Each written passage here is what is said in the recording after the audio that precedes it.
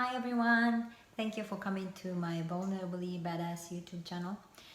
Today I want to talk about Smithsonian Museum, National Air and Space Museum. My husband, my son, and me I went to the museum 2 weekends ago. And I think um, my husband felt comfortable um, because a lot of people are vaccinated, and I was vaccinated, and it was almost two weeks since I got vaccinated. And although kids are not vaccinated, but still, I think a lot of adults are vaccinated, and we are vaccinated. So, and also it's summer, it's getting warm and nice, and we want to kind of do some activities outside. So I think my husband got the tickets. And the National Air and Space Museum have two locations, one in Washington DC and another one in Chantilly, that's how you pronounce it. And we went to the one in Chantilly, not to the one in DC. The one in DC is still closed. So it was 30-40 minute drive, I think. And how they were doing the COVID prevention was we were able to get tickets for 2-hour windows. I mean, no one was really strictly checking 2 hours, but we got the tickets for 2:30 to 4:30. And so we went there, and we saw a lot of planes and space shuttle and a lot of what is that, like rockets and things like that. Unfortunately, my son isn't really a plane kind of kid, so and then it wasn't so there wasn't so much of the simulating things or hands-on activities because of the corona. So like we were basically seeing stuff, so he looked a little bit bored, but there were a few things that I was interested or amazed, so I want to talk about it. First of all, it was really nice to see a lot of my clients, the companies I work with in what is that, aerospace industry. So I saw the clients' names as what do you call supporters, and also I was able to see the technological advancement of these companies, engines and things like that. So like, it's not like I totally understood everything or anything, but it was nice to see background of the industry and how it developed. So I thought I can work better or connect better with the clients. And second thing I was surprised was I was able to see a real space shuttle, and it was really nice to see, like, really outside how it got kind of burnt, or you can see that it was coming into the earth, so that outside was, I don't know, ashy or burnt, or so it wasn't just pretty clean space shuttle, but it was real space shuttle, so you can feel what it went through. So that was nice. And then I think the biggest thing and then the second thing was learning about space debris. And I knew about space debris, but there was a little short video talking about how the first satellite was up there, and then now as the time goes on, how much space debris are there. And it was even not from 2021, but the last one was like 10 years ago or 20 years ago. But it started as a one little dot, red dot, but it increased as like 10, 100. Now the whole, around the earth is all like, we see so many red dots. And I was like, wow, we're talking about earth and ocean and all the plastics, but wow, not only what's on earth, but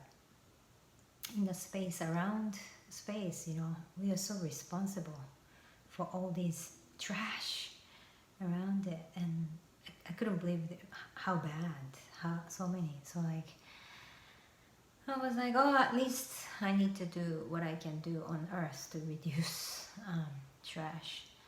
So that was one shocking aspect. And the last one was I saw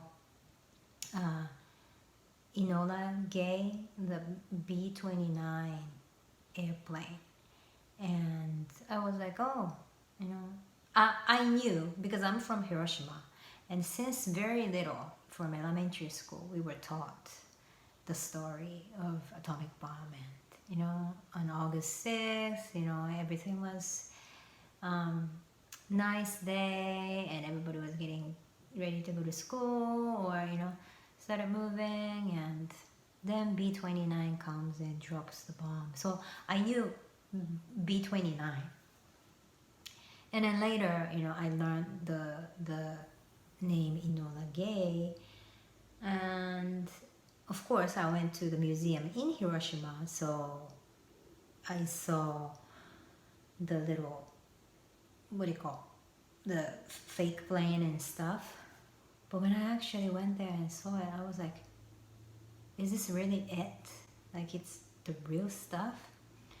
And we read the explanation. It is the real airplane. And I was like, I don't know. It was so much to process, because as a little child in elementary school, I think back then, I don't think they had, at least Japan, didn't have anything like, rated, how violent or traumatic it could be or something. So even as a super little elementary school kids, like, 6, 7, we watched real, documentary kind of video recordings of atomic bomb, how it exploded, or people's skins and how people are dying. So, and then also we had to do a lot of researches as kids during summer, especially in August, as a homework, or we talked to grandpas and grandmas who went through the actual experience and listened to their stories. And there is a Japanese manga comic written about on the atomic bomb experience. It's called Hadashi no Gen. I don't know the English translation.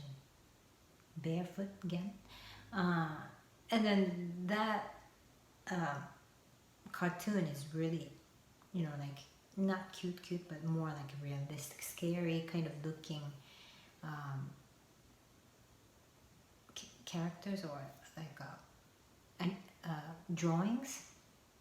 So it was, I don't think I knew the word trauma back then, but it was really shocking as a little child, having to process all these information and visuals. Sometimes I got really scared, I couldn't go to sleep. But anyway, so that visual information, and also visiting the Hiroshima Museum and seeing the actual clothes people are wearing, or things that melted, or the clock that stopped at 8:15. And here I am in US looking up at the airplane, and wow. But at the same time, I know more about history. I remember when I was in grad school and I took East Asian pro seminar, East Asian culture and languages. I remember the a professor was saying that, you know, about Japanese history, you know, Japan's narratives about this, you know, war kind of you know, focus more on this August 6th and blue sky and peaceful until then, and all of a sudden dropped the bomb and disaster was there. And it really fitted my knowledge and my view. But what I learned was, you know, that missed the historical context, what was happening or what Japan was doing before that. You know, especially to Korea or other parts of Asia. And that part, again, as a Korean Japanese, I heard stories from, you know, other Korean people, Korean Japanese people, Korean people, and my mom and dad's experience, you know, moving to Japan or living in a colonial Korea. So I know it's not about just the atomic bomb dropped in Hiroshima, but so much context and so much stories and so many stories and so many emotions and so many perspectives. So then, so it was already a lot at the museum, but when we left, you know, I was still, you know, kind of like shocked, but at the same time, you know, learning totally new experience to actually see it. So we were driving back home and my husband was driving and I was sitting in passenger seat, and I was talking about, you know, like, what do you think the person who actually dropped the bomb, you know, what kind of, did he go through any trauma, like how did he handle this, you know? Because even me, who didn't go through the actual experience but just heard all the stories, you know, it's so much for me. But I was wondering, you know, how would the experience be for that person? So I was asking, you know, like, I wonder if it was was it a good thing, because, you know, Japan was something that somebody needed to stop Japan, and, you know, is it an honorable thing as a person in the military? I wasn't sure, so I was kind of speculating, and so I was looking, you know, looking up Wikipedia and reading and the name of the people or the whole. I can't even look back because it was so traumatic for me. So the whole you know, list of people who were involved, and then there was a picture of the person who dropped the bomb in front of the airplane, and I think he said it was after he dropped the bomb, and it was like a picture, and I was like trying to, I don't know, think about what he was thinking in the picture. Then panic attack happened. I had so much heartbeat going. I'm still, right now, I feel like another panic attack can come right now if I try to think about what he was thinking and how much like, stress, either good or bad, you know. But right then, panic attack hit me and I couldn't breathe, or I felt like I couldn't breathe. So I press the button to open the window and try to breathe more. Right now my heartbeat is going really, really high right now, but back then too, I couldn't breathe. But I was just there by myself. My husband couldn't tell what I was going through because I was like, I was trying, but then my heart was like this, and I felt like I cannot control what's happening to my body. Then I feel like I'm gonna suffocate, and really, I don't know, this fear, this feeling of like I'm gonna die. I don't know if it was die, but like I can't breathe, or like the heart.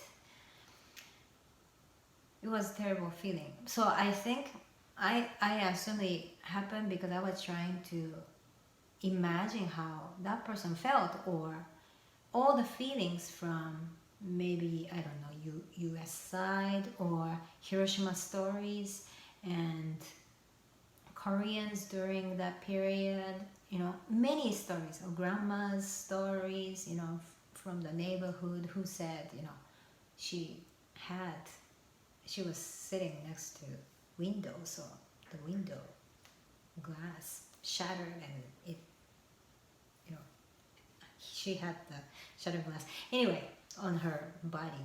So all these stories and emotions, I think, was too much for me to handle. That's why it happened.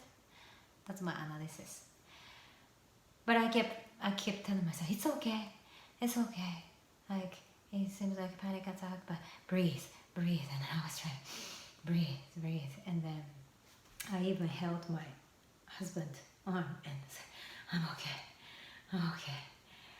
But it was a unbelievable experience, how much effect it had on me to see the airplane and read more about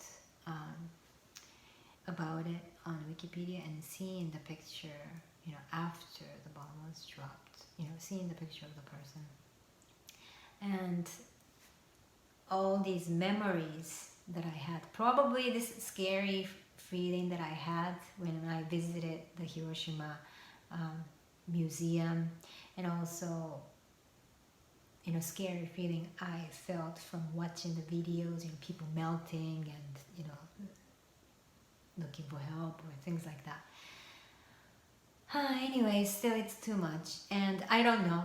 I don't have any conclusion or anything, but I just wanted to process or let out what I went through, and it was surprising that I had panic attack. And yeah, so that's it. You know, it was like supposed to be just fun, and it was a fun day. I really enjoyed being in the museum, but it was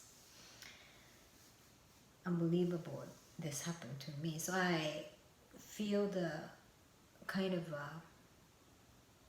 strong connection to, I think, childhood memories and what we have been taught, because a lot of it was, you know, just suffering and pain and sadness, anger, all these feelings, you know, as a child in Hiroshima that had to learn as a part of history.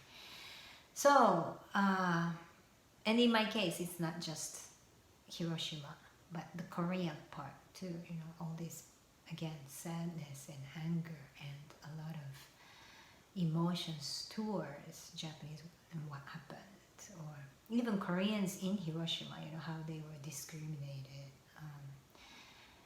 during those, you know, war period or even afterwards.